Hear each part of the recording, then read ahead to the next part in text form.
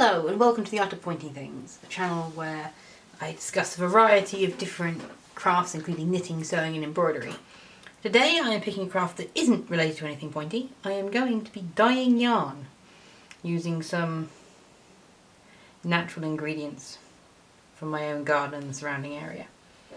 First thing I'm going to be doing is using rhubarb leaves as a mordant for the tannin in them to be able to then set nettle leaves. I'm going to be dyeing this green with nettle leaves. Should be fun.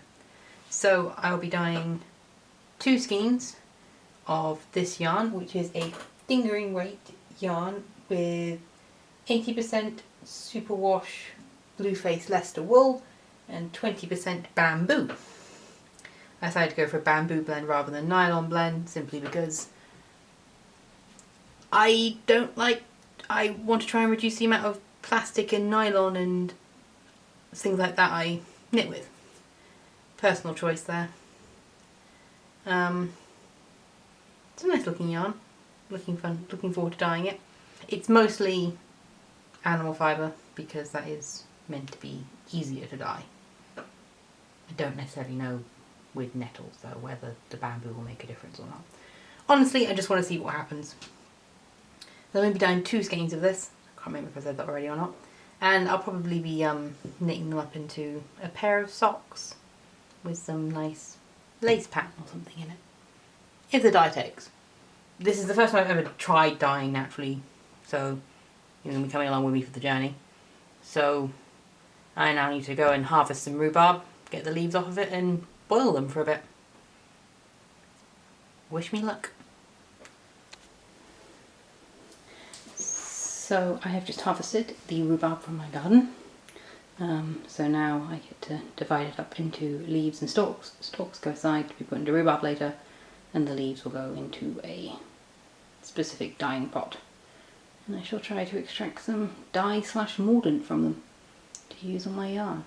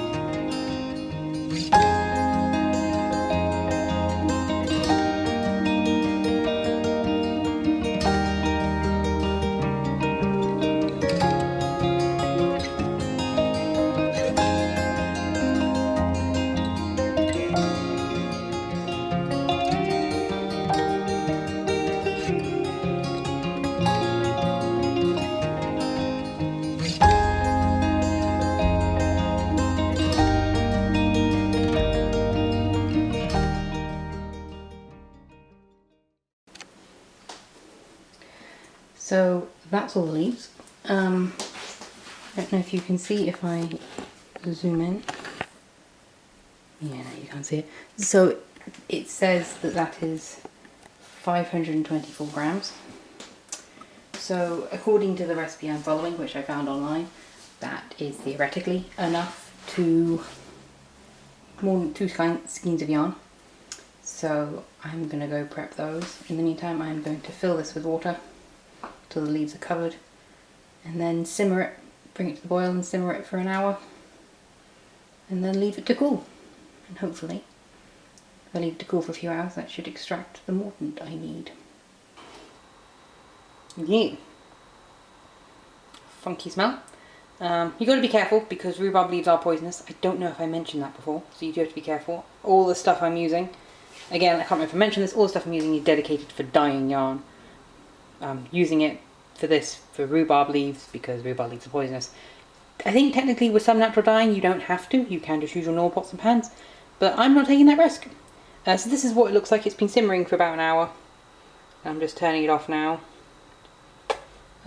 Just going to let it sit for a few hours to cool down, and then I will strain it and put the yarn in, and hopefully you'll be back for that. And we are back with a bit of a change of lighting. It's gotten darker outside than I thought it would. But anyway, this is the liquid we've gotten from the rhubarb. We've let it cool completely and then drained out all the rhubarb leaves. Now I'm going to add my yarn. I'm only adding 1 skein. I've changed my mind from earlier. I'm only adding 1 skein. Add it in and then bring it to the boil again for an hour-ish and then let it cool overnight. And then tomorrow we will actually get some, well, I mean this should dye it a colour, but we'll get some different natural dye and hopefully end up with some green. But anyway, this is cool completely. Yeah, it's completely cooled, so this shouldn't shock the yarn by adding it, hopefully. So that's the dye in and fully submerged. So now just bring it to the boil, let it boil for a bit, then turn it off and let it cool, and hopefully result in some mordanted yarn using rhubarb leaves. I think I'm repeating myself a lot, aren't I? Okay, so we're back again the next morning. This has been sat overnight. I've moved it out of the pot and into this thing so that I can use the pot to make the nettle dye. I only have 1 pot, so. But you can see it's actually, I don't know if you can really tell, but the liquid has lost a lot of its colour, which is very cool. And of course the dye has sort of gone this yellowy brown. Quite cool. I don't know quite how the green is going to show up on top of this, but, whoops. I don't know how the green's going to show up on top of this, but my next job is to go and collect a bunch of nettles and then turn them into hopefully a green dye.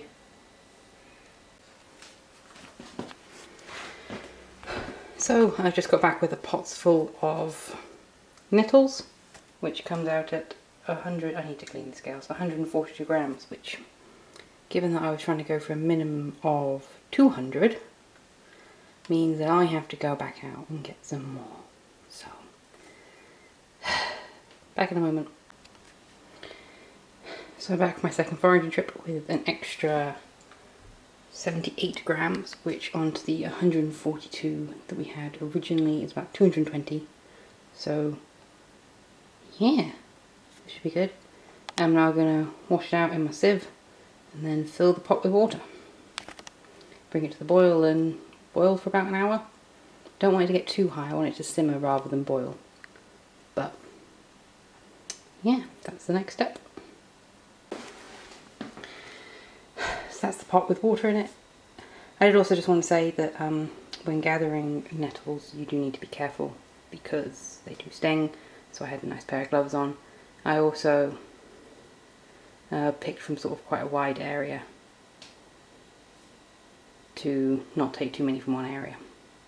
Yeah, I was going to say something else.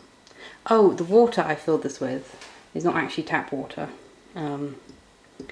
It's water from the water butt that I have in my garden attached to my roof. So it's just sort of excess water from that. So,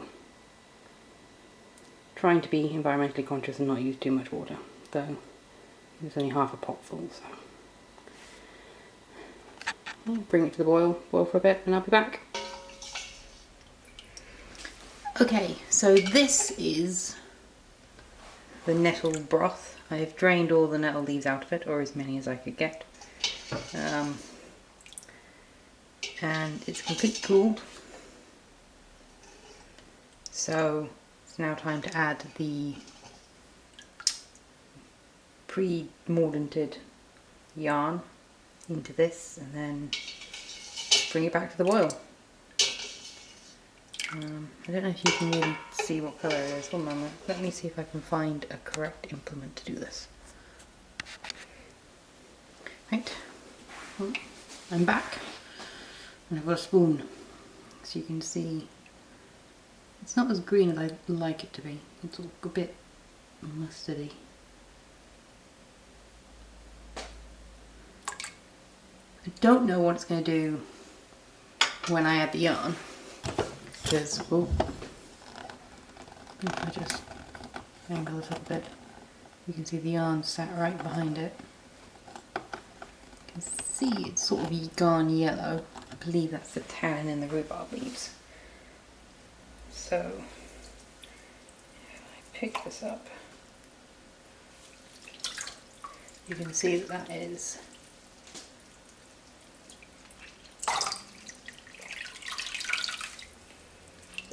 oh, I know that you're not meant to wring, you're just meant to squeeze. I think what I read said you should squeeze.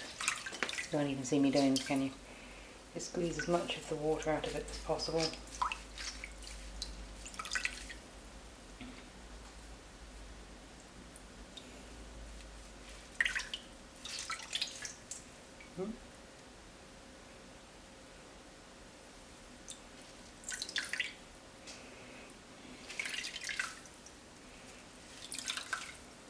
These rhubarb leaves smell atrocious.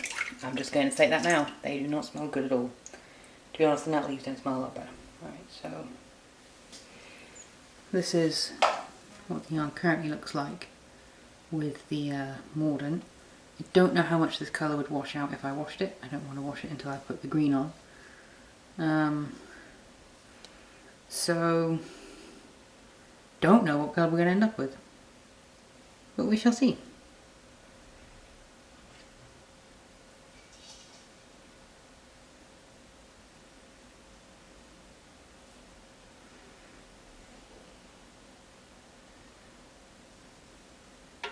Oh, probably should have taken that out first.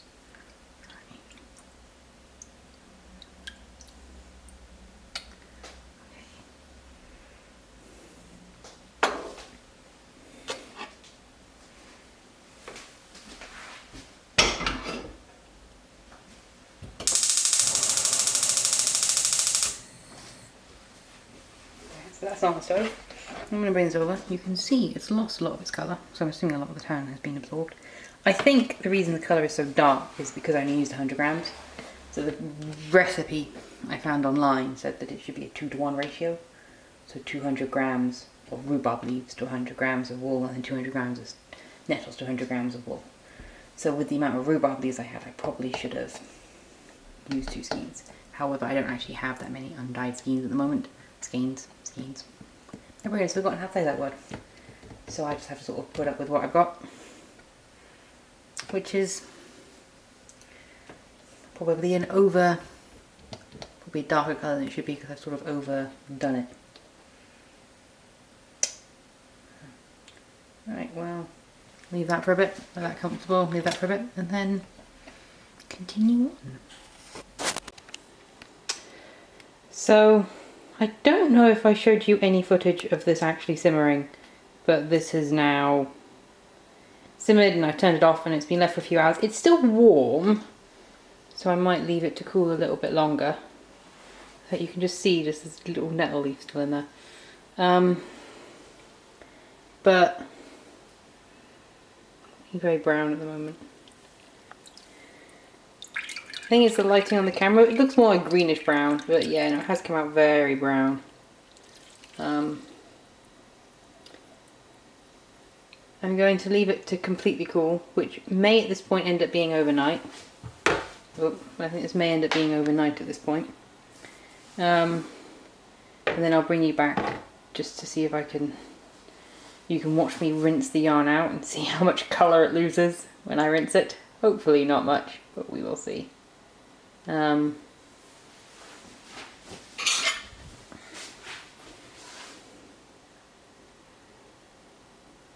Which doesn't seem to actually have...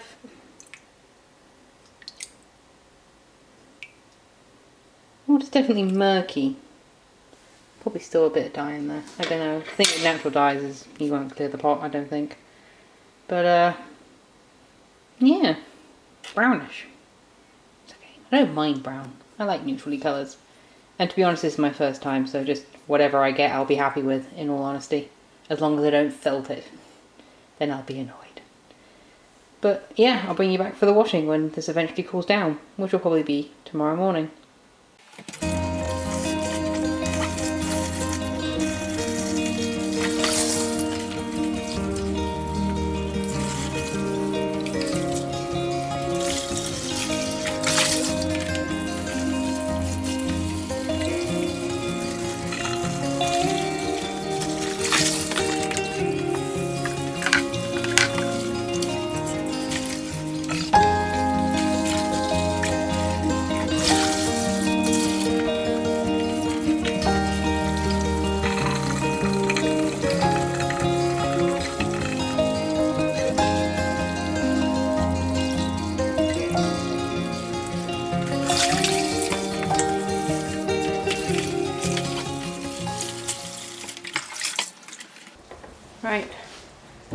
now running clear. It's kept a lot more of the colour than I thought it would.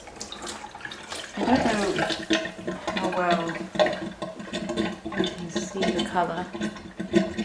Sort of a greeny brown. I actually really like it. I'm really quite proud. It's not as green as I hoped it would be. I don't necessarily know why. I don't know if that's because I used them more and it didn't come out as green.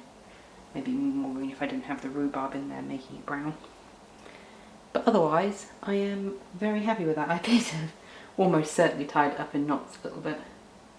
But it's also not, doesn't appear to have felted. Every strand is a bit more fluffy than it was before, but every strand still done.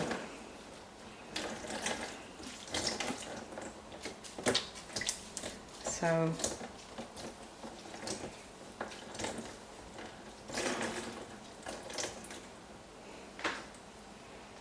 now I just hang it up to dry, and then I'll be back once it's dry, and hopefully I've managed to get it a bit more less knotty, hopefully. Yeah. This sort of brown. I think it's a bit tonal. I'm trying to figure it out. Hopefully it's tonal. I was sort of going for tonal. I didn't mix it very much during the cooking process. I just sort of want a bit of a tonal colouring. So this is it finished. This is the final yarn. It's come out a lot more brown than I was expecting. I don't really know why. I had read that spring was a better time to use nettles, so I don't know if because there was sort of late summer with the older leaves, but at the same time, where I went to collect the nettles, there's some footpaths around sort of foresty, some fields, where I went to collect the nettles had recently been strimmed. Evidently some land maintenance guys have come through and strimmed it, which meant that I couldn't, a lot of the growth I got was newer growth, so I don't know. I also, you probably noticed, didn't take the stems out. I left the stems in with the leaves, so I don't know if that made a difference. I also don't know if, you know, how much of a difference using the rhubarb leaves before the nettles made, but all in all, sort of a greenish brown. Greenish brown, or palish fawny brown. It's quite nice. I'm actually really impressed, to be honest. It's taken a dye. It's not the colour it used to be, so I am happy. Potentially a little fluffier than it used to be, so I don't know if that was from the heating or whatever. I definitely want to try dyeing again. I've been saving onion skins for a bit, and I also have some spare tea knocking around that I kind of want to try and dye some things with. Dye some yarn. That's kind of what I'm into.